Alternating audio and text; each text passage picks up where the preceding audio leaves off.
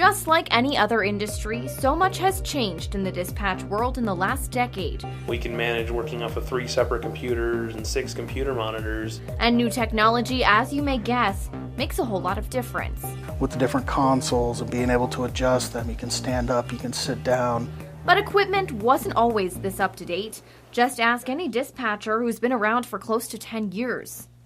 I worked in just a tiny room, usually by myself, answering calls and dispatching the officers. Back then, it was normal to have a small number of dispatchers on duty because the calls for service weren't as demanding. It wasn't unusual then on a night shift to have only 3 or 4 officers working and maybe 1 deputy.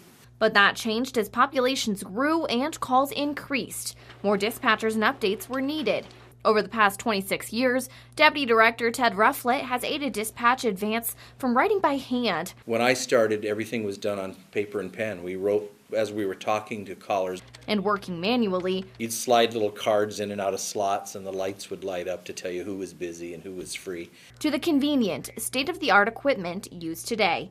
Everything now that happens in the dispatch center is almost transmitted out to the units almost instantaneously. But the growth of dispatch doesn't stop there. Pennington County 911 is now working on a text-to-911 system. Text to 911 can be invaluable because it would allow somebody to communicate with us silently, if you will. People will be able to send us pictures and video they've taken with their smartphones. A system that could especially be helpful during home invasions or active shooter situations. Text to 911 may be a breakthrough for dispatchers in our county, but Rufflett says it may not always be the best way to communicate.